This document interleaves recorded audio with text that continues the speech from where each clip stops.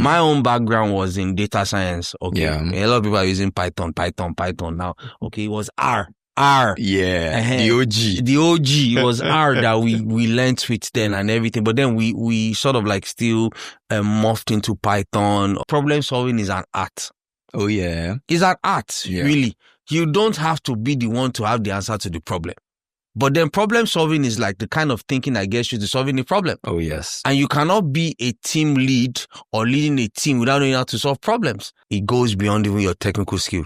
First and foremost, you need to know how to manage people, human beings. You cannot code that. There's no import NumPy as NP in any library anywhere for that one. No one teaches you that in any online course like that. Those are things that you sort of like learn from life as it is. Hello. Welcome to another episode of the Data and AI Gist podcast, and I have an interesting guest for you here today. We do this to democratize knowledge in data analytics and AI across Africa. My guest here today is Olamide Jolaoso, the head of data analytics and AI at Wema Bank. Welcome, sir. Thank you, Philip. Before we proceed, do you have a nickname you want to share with us that we can call you and the audience can also relate to you with? All right. My friends, colleagues, even family, they call me Lamo.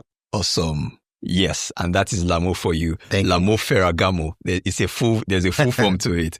Thank you very much, Lamo, for being here today. My pleasure. And honoring our invitation. So we are discussing analytics in Nigeria, growing your career as well in analytics in Nigeria and Africa. You are a thought leader in this space. You have been in this space for quite some time. Can you share some little introduction about yourself? Also, our viewers rather also know about who we are speaking with today. Okay. My name is Olamide Jolaoso. I'm a banking professional. I think it was today I just realized that I'm itching close to 20 years, 2 decades. Wow. Of experience in the banking industry, financial services. Okay. Awesome. So I've worked in a couple of banks, but currently Wema Bank, like you said. And I think my data career journey is inching into almost 10 decades as well. So that one too is growing. Wow. All right. So I manage a team of very interesting people that try to do interesting things with data. Awesome. Trying to derive value with data, all things analytics, and AI. Oh, yes. Like we all like to say in today's world. Oh, yes. Thank you very much. Yeah. And for our viewers, you can hear as well, you can see the incredible experience that he has as well. 10 years in this analytics space is not something to take lightly. Looking at your experience and how things has changed in the last couple of years, how would you judge the state of data analytics in Nigeria and in Africa? I think it's actually geometric, the kind of growth that we have seen in the last couple of years. And I think it was a couple of years ago, I used to predict that there's going to be like an astronomical growth in terms of the data space. And we've seen it really. Even in Nigeria and in Africa, you have a lot of, organizations that are trying to close the gap of the knowledge that they want their team to have with regarding data. And quite a number of other companies are doing a lot of experiments in trying to see how can we use data to even make decisions. So I think there's a lot of confidence that a lot of CEOs and founders and those who manage businesses have seen that, they really need to start using data. I think people they've stopped sitting on the fence, but they are now ready to like take the plunge and start to see. It's just so evident that data is a huge fabric of what we have in our society generally, whether it is business, whether it is government, any and everywhere. And it's just going to keep growing. It's going to keep growing. And don't even look too far. Just watch out for the next 12 months. Awesome. You said something about data, using data to make decisions. With your experience in banking, you've been in the banking and finance space for over 20 years, or almost 20 years, like you said, analytics for over 10 or almost 10 years as well. How would you say, in your experience, data has been used or is being used to make decisions in the banking industry today? Well, it's not been easy anyway, okay, because you had to for some of us really, you had to force the conversation. You had to show those that matter in the business that you need to actually use data for your decisions. But that also came from having to show the value. I'll give an example I like to give. When the fuel price hike went up, I'm trying to remember. Okay, about 700. I think it was lower than that. I think it was around. It went up to about 900 or something now. I know it's been fluctuating with the whole Dangote refinery thing and all of that. So what you do really typically is that you plan your journey. All right. You don't just drive off anywhere. If you're coming to the mainland, you are calculating, all right, if I'm going to come to the mainland, I'm going to probably branch over here and over there. I personally, my own parents live on the mainland. I live on the island. Each time I come to the mainland, I'm already calculating. I make it an excuse to go and see my parents because I'm calculating. Yes. Well. It's and how did that decision come about? It came about because there's data showing you're spending more on fuel. So you can't just drive recklessly or anywhere. The data influences your decision. Oh yeah. And it's the same way we've sort of come to a point where I like to tell my team that if we were to down tools for what we do with data today and switch off every single thing that powers, whether it's analytics, whether it's business intelligence, whether it is AI in our own business, there's going to be a lot of trouble. Because a lot of business teams are probably going to be flying blind. Why? Because they rely on that data to make decisions daily. So the question is really, how has data become into the fabric of your business in using it to make decisions daily? We've gotten to that point, but there's still a long way even for us to go. But really, that's how far we have even gotten to in terms of decision making. It's really incredible to see how growth has actually happened in this space, because usually people make decisions blindly. A lot of organizations have been doing that. Some still do, right? So seeing the growth as well is really incredible, and I hope for even better decision making from data. So let's talk about the industry. Right. As you're a leader in the analytics space, in the banking industry now, for somebody that is trying to build their career as a professional, what are the skill sets they need to start to put in place? Right. So this is not just for somebody that, has grown or is starting his career, somebody that has been in the space for quite some time and is looking at growing his career to the next level and, leading a team. Normally, we should write a dossier on that one, because it's what your question is really, really, really packed in a lot. Because there's a lot in managing a team, a data team, especially. I think the best example is to use. I'll just use myself. Oh yeah. All right. Prior to my role today, now I used to head a data science team at another bank here in Lagos, Nigeria as well. And for me, I knew that I had a desire really that I want to manage my own team one day. I want to manage the entire data landscape in a big organization. That was all I knew I wanted to do. All right. And yet I was managing a team of four, I think maybe we're 5 in total. The data scientists, doing a couple of things with machine learning. All right. And this was around what time? This was 2018 to 2021. So if I got my dates, people would see. If I got my dates right, it's been a while. People have been building. It's been a while, in this space. Yes, this is what we want to spotlight. You don't think when we did this thing, okay? And so then, and incredible guys that I worked with then, and then so we were doing things, all right. So, and because of my own dream to lead a team, all right, I just started by observing my boss then, who was the chief data officer, and learning what it is to manage a team. And then I started to realize that it goes beyond even your technical skill. First and foremost, you need to know how to manage people, human beings. You cannot code that. There's no import NumPy as MP in any library anywhere for that one.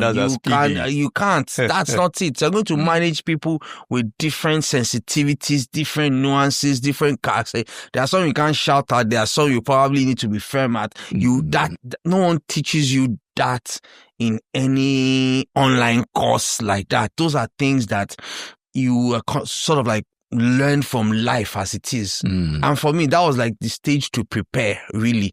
I started fine-tuning those soft skills of how to manage people, getting people. I always like to tell people, for instance, problem solving. People don't realize that problem solving is an art. Oh, yeah. It's an art, really. You don't have to be the one to have the answer to the problem. But then problem solving is like the kind of thinking that gets you to solving the problem. Oh, yes. And you cannot be a team lead or leading a team without knowing how to solve problems. I'll give you an example now. Let's say you want to build, let's say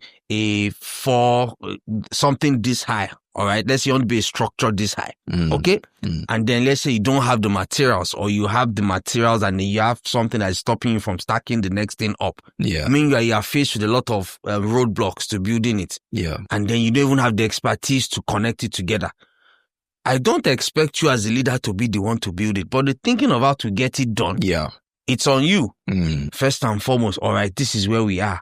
What are the issues? What are the gaps? What do we need to do? Do I need to hire somebody? Do I need to partner with somebody? Do I need to read something? Do I need to send somebody on a training? Do I need to call one long lost friend for help? Do I need to go and beg somebody? So there are different things, but then you go through that process, and then at the end of the day, leaders are known for the results. Yeah. That's just not the that's just activities. It is not the activities. You can dance around. It's the result. So really, those are some of the softer things that that person would probably need to learn in being able to lead a team of that or a data team. Another thing is that you need to keep more like you need to understand the entire landscape. My own background was in data science. Okay. Yeah. A lot of people are using Python now. Okay. It was R. Yeah. The OG. The OG was R that we learned with then and everything. But then we sort of like still morphed into Python. All right. Then the guy started learning SQL and all the other things then. So knowing that was my own dream to lead a team, all I needed to do wasn't to I tried to know a bit about everything. Yeah. All right. A bit about the BI work, data governance, which nobody know. A lot of us don't talk about. Yeah. It's not the sexy side of analytics, but it's today we're talking about responsible AI. Yes. We're talking about ethical AI, transparency, fairness, accountability. I had one today now that has talked traceability. Oh yeah. Yeah. Traceability. Those things are not technical and everything, but they are part of the data leader's job. They are part of the function, meaning you have to know it. You have to know it. You have to be able to apply yourself to it. So for me as a leader, I had to like learn bits of a lot so that when I got thrust into the saddle of leading a team, now, like we say, nobody could bobo me now. So if my data engineer is telling me this, okay, we need to use Spark, this, blah, I'm just looking at him, okay, no, that come. But that doesn't mean I'm better than him on that particular role, but I've known enough to give him the leadership that he needs. And I have the softer skills that I need to get them to do the results. Oh yeah. So it's a lot really. You don't get there just in a day, but then being deliberate and taking specific actions to get better, knowing that's the goal. Oh yeah. Yeah. Then with that, wonderful. There's good hope. That's really incredible advice. So if you're out there, you're looking to get into a space where you start to lead a team. You could be in a startup, you could be in a legacy organization, you could be in any industry. This is the advice you need to take. But generally, what are some of the qualities somebody who looking to get into an analytics space, regardless of the role, what are the qualities they need to have beyond even the technical skills? Well, I think for the technical skills are given anyway, meaning that if you're a data scientist, understand the foundation of machine learning, model building, data structures and all of that. Even BI, understand everything you need to do. But coincidentally, I was speaking with one of my guys at work it was this week around some of the hires that we brought in this year. And then we're just talking about, and then we sort of like realized that, we seem to have done well with the hires. And we're now, like debriefing of, what exactly did we do to get to that particular point? And one of the things we got to realize that we hired sharp guys. They were not the, how I call it? I don't want to use the word best. They were not at the very top technically, like that.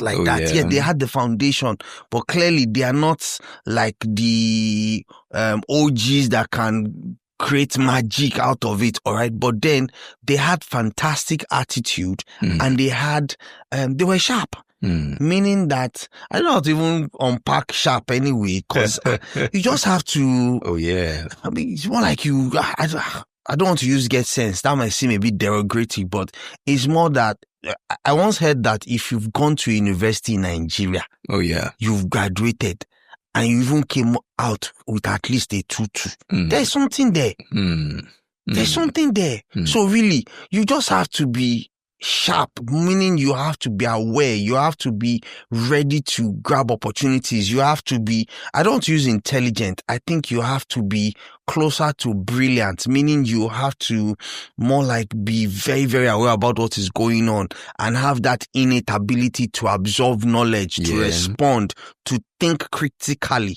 All right. And I believe that's one of the things. Yes, we might complain about a lot of things in our Nigerian universities, but whether I agree it or not, and we see that in our Nigerians that go abroad. We see it. Oh, yeah. It was my wife that I was overhearing her. Somebody was saying something on the call. She was talking to someone on the call. I was overhearing her, and the lady that was speaking was saying that, if you're doing a PhD in the UK, it's so, if in Nigeria, you have a support system, people to help you. But then, when I got to the UK now, I had no choice. I had to think. I had to think. But I believe that ability to adapt to that thinking started from what we have in Nigeria. Oh, yeah. All right. Because if you get to the UK, no one's going to do your stuff for you, meaning that you just have to apply yourself fully. But then if you've gone through a basic school, university school system in Nigeria, you have it. But then how do you now come across as being, and when I say sharp guy, I'm not saying sharp, there's dubious. Dubious. There's a second part in Nigeria when you are sharp, when you now want to deceive. No, okay. I'm not talking about that because that's even detrimental. You get found out. Oh, yes. Okay, because now if you are sharp to the negative part, evil systems. You can't even work with someone like me because you're going to get found out because the work is going to find you out. So is either if you can't do what you say you can do, then that's a problem. Then that means that your line manager started look at you, this guy's a phony. I'm not talking about that. But you've gone through a school system and you are sharp, you can grab the opportunities, you can learn, you can unlearn, you can relearn, you can adapt, and you have a fantastic attitude. That's all, really. I tell people that if you have a fantastic attitude, I can walk with a fantastic attitude that knows the basics than somebody that knows everything and has an awful attitude. I'll let the person go because it's like you are molding somebody afresh. And if somebody is fresh and can absorb, then that person, you don't even know what that person will become. Oh, yeah. At the end of the day, that person even would become bigger than you. I'll probably have to tell you that, hi, Lamo, it's been nice working with you, but I have to move on. And which is the joy of any manager, really, where you get to do things together and people grow to a point and they grow bigger than even where you were based on the work you are doing together. So in summary, fantastic. Have a basic understanding and a solid grounding in the foundation knowledge of the technical aspect of which you are being recruited for. Then a fantastic attitude and just be an overall sharp guy. Sharp guy to the positive. All right. Awesome. Yeah, I know you've done a couple of work regarding this bit where you've also trained people and also tried to help them find their pathway and the likes. We discovered in a research we did in our Decision Spark Technologies that there are over 100,000 analytics professionals alone in Nigeria. Wow. Yes. And that's the highest in Africa. Wow. Nigeria has over 34% analytics professionals across Africa. We are the highest. Yes. So we got into that research based on a project we were working on, and we asked ourselves, how many data scientists do we have in Nigeria, in Africa? And we decided to figure it out. And we used LinkedIn to find the data out. So in your opinion, do you think we need more data analytics professionals in Nigeria and Africa, or do we need more opportunities for the existing ones? That was a tricky question. More professionals or more opportunities?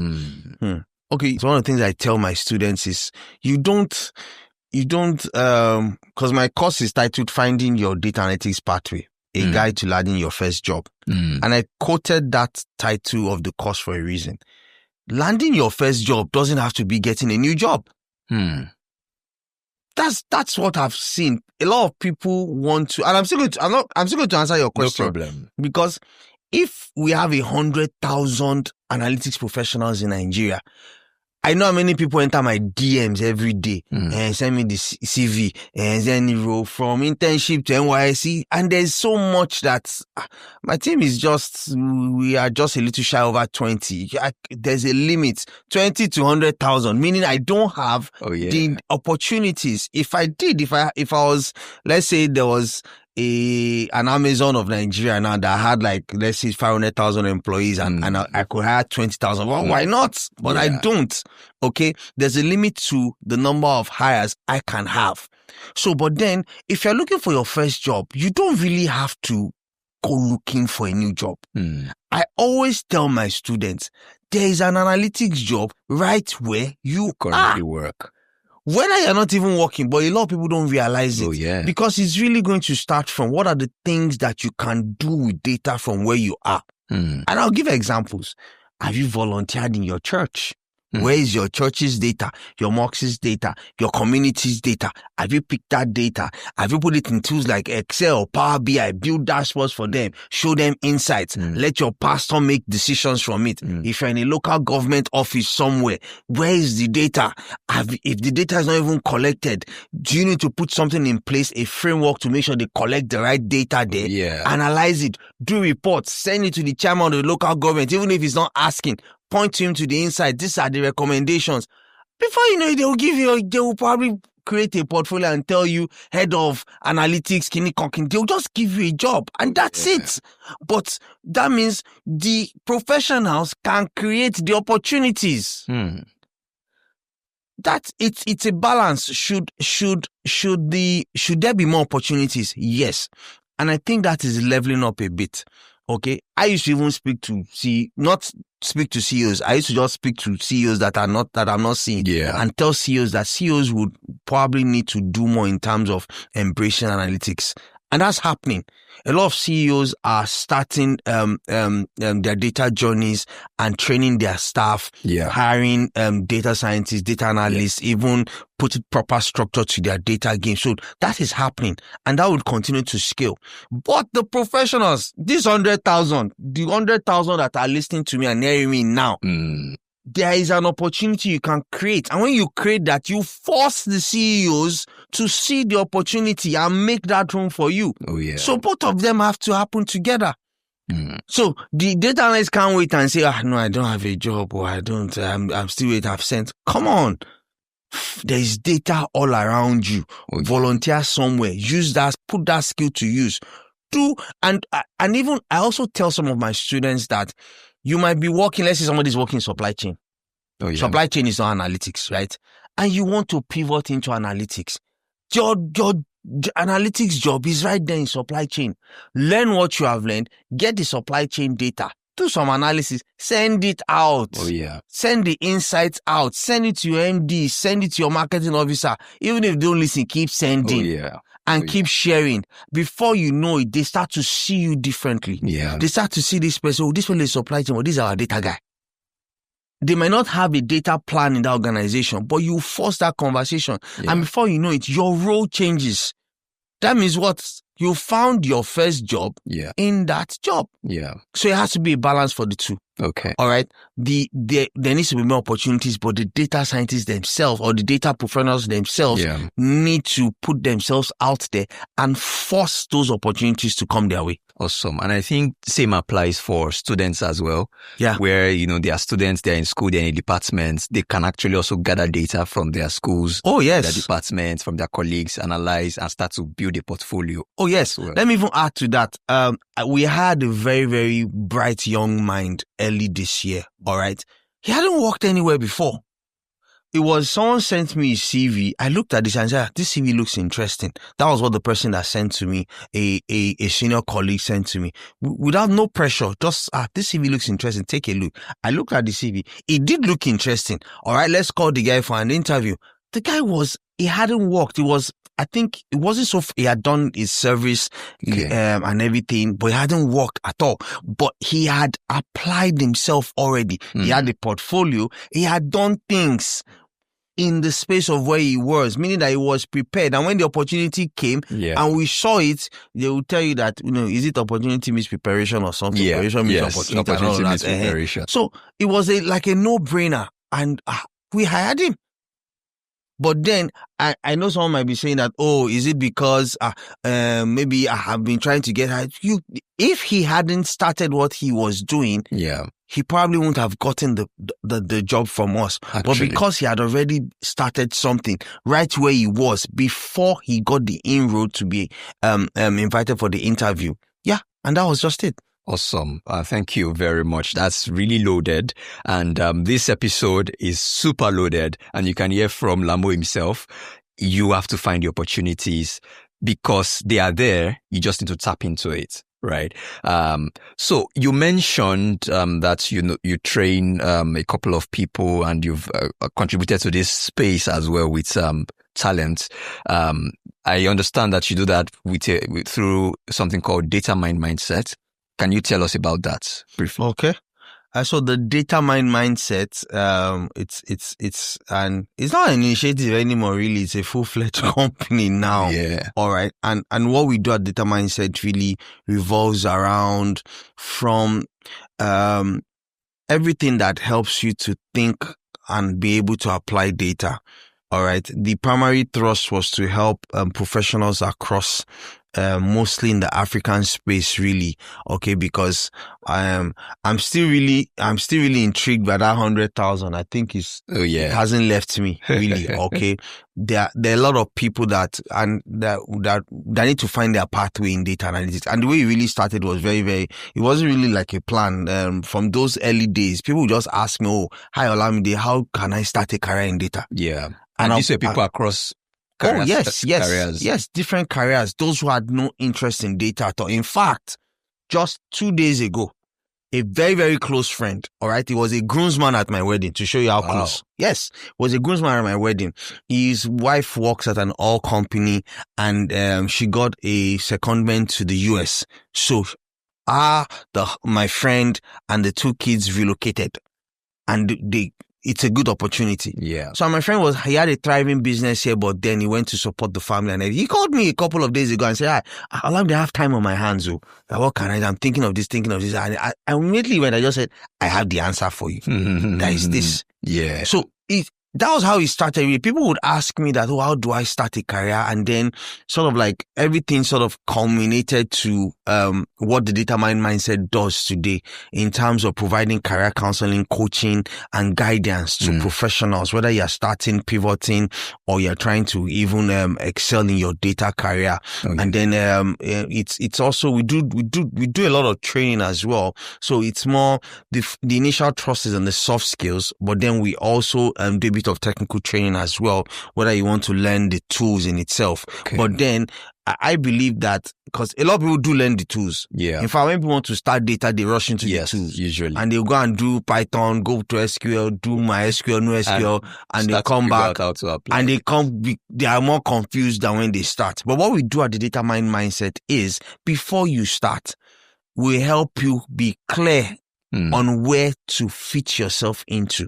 Okay. All right. And some of this, and I know one of the questions you asked me initially spoke around the soft skills of even being a leader. Yeah. We teach you the soft skills.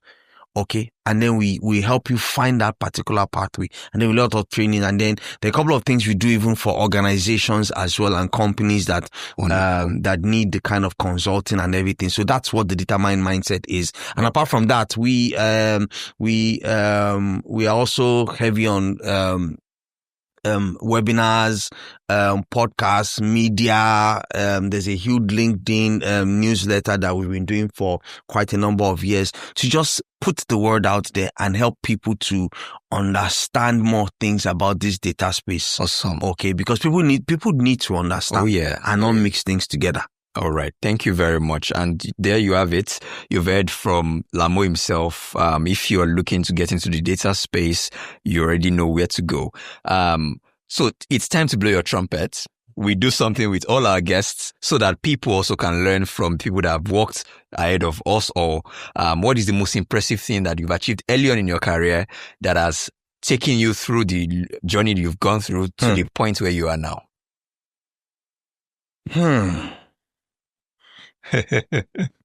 Honestly, if I'm being totally honest and thinking a bit deeply about it, I would say it's the people. Really. I could talk to you about projects, initiatives, talk to you about maybe the numbers and everything. But really, I think really is the people I've had the privilege of working with over the years. All right. Because I like to tell people that, when we started, December 2017, it was worse than ground zero. It was worse than ground zero. There was no guidance, weren't even clear. And in hindsight now, I realize that even analytics has started before then. Because if you go to climes like the US, you will find out that operations research, which is a huge aspect of analytics, has been embedded in their, because everything we talk about in analytics is all mathematics. Yeah. If you've done operations research in some of the universities now, how to move from, there's a mathematical angle to it and everything. So, but we in Nigeria were a bit slow to the party.